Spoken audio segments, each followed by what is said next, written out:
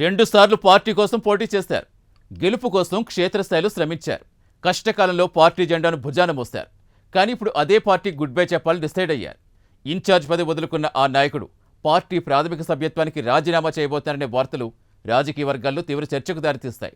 కొంతకాలంగా పార్టీ అధిష్టానంపై అసంతృప్తితో ఉన్న ఆయన చివరకు ఈ నిర్ణయానికి రావటం వెనుక అసలు కారణం ఏంటి? ఇది కేవలం వ్యక్తిగత నిర్ణయమా? పార్టీలో అంతర్గత విభేదాలకు నిదర్శనమా? ఇంతకీ ఎవరా నాయకుడు? ఏ నియోజకవర్గంలో జరుగుతోంది?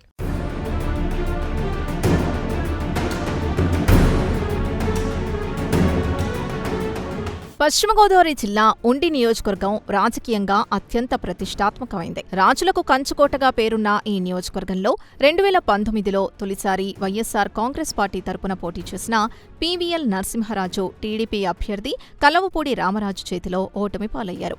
రాష్ట్రంలో వైసీపీ అధికారంలోకి వచ్చినా ఉండి మాత్రం ఆ పార్టీ చేజారింది.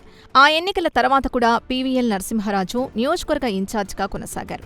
అధికార పార్టీ నాయకుడిగా పార్టీని బలోపేతం చేయడానికి కృషి చేసిన స్థానికంగా గ్రూపు రాజకీయాలు ఆయనకు ఇబ్బందిగా మారినట్లు వైసీపీ వర్గాల్లో చర్చ నడిచింది.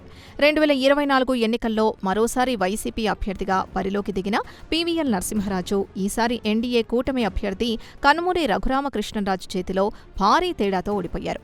కూటమి వ్యూహాల్ని ఎదుర్కోవడంలో పార్టీ విఫలమైందనే విశ్లేషణలు వినిపించాయి.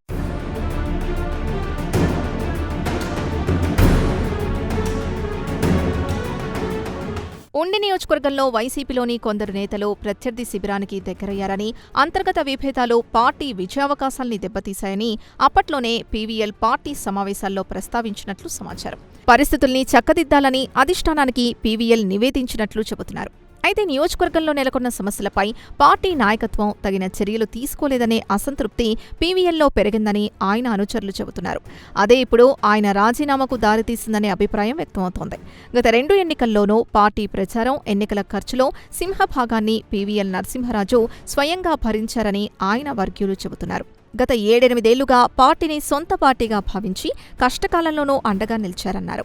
ఈ నెల 22న వైసీపీ అధ్యక్షుడు వైఎస్ జగన్మోహన్ రెడ్డిని కలిసి పీవీఎల్ తన రాజీనామా లేఖను అందజేశారు. వ్యక్తిగత కారణాలతో ఇన్ఛార్జ్ పదవి నుంచి తప్పుకుంటున్నట్లు ప్రకటించిన అసలు కారణాలపై రాజకీయ వర్గాల్లో భిన్నాభిప్రాయాలు వ్యక్తమవుతున్నాయి. పార్టీని ఈ స్థాయికి తీసుకురావడంలో ఆయన పాత్ర కీలకమంటూ నియోజకవర్గంలోనే ఒక వర్గం కార్యకర్తలు ఈ పరిణామాలపై ఆవేదన చెందుతున్నారు.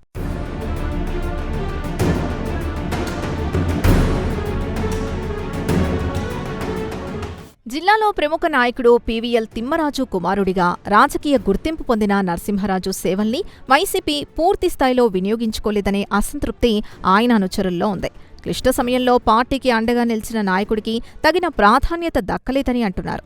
మరోవైపు నియోజకవర్గంలో కాడర్ని సమన్వయం చేయడం, పార్టీని ఏకతాటిపై నడిపించడంలో పీవీఎల్ పూర్తిస్థాయిలో సఫలం కాలేదని పార్టీ అధిష్టానం భావించినట్లు సమాచారం. నాయకత్వ మార్పుపై చర్చకు ఇదే కారణమని అంటున్నారు. ఈ నేపథ్యంలో పాలకోడేరు మండలం కోరుకొల్లు గ్రామానికి చెందిన యువ నాయకుడు మంతెన యోగేంద్ర కుమార్కు ఉండి నియోజకవర్గ ఇన్ఛార్జ్ బాధ్యతలు అప్పగించే అంశాన్ని పార్టీ పరిశీలిస్తున్నట్లు రాజకీయ వర్గాల్లో ప్రచారం జరుగుతోంది.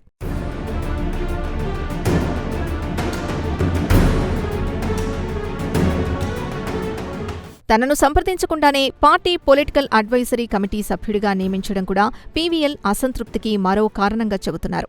ఇన్ఛార్జిగా ఎవరికిచ్చినా అభ్యంతరం లేదని, కానీ యోగేంద్రబాబుకు ఇస్తే చేయలేనని పార్టీ అధిష్టానానికి ముందే చెప్పేశారట పీవీఎల్.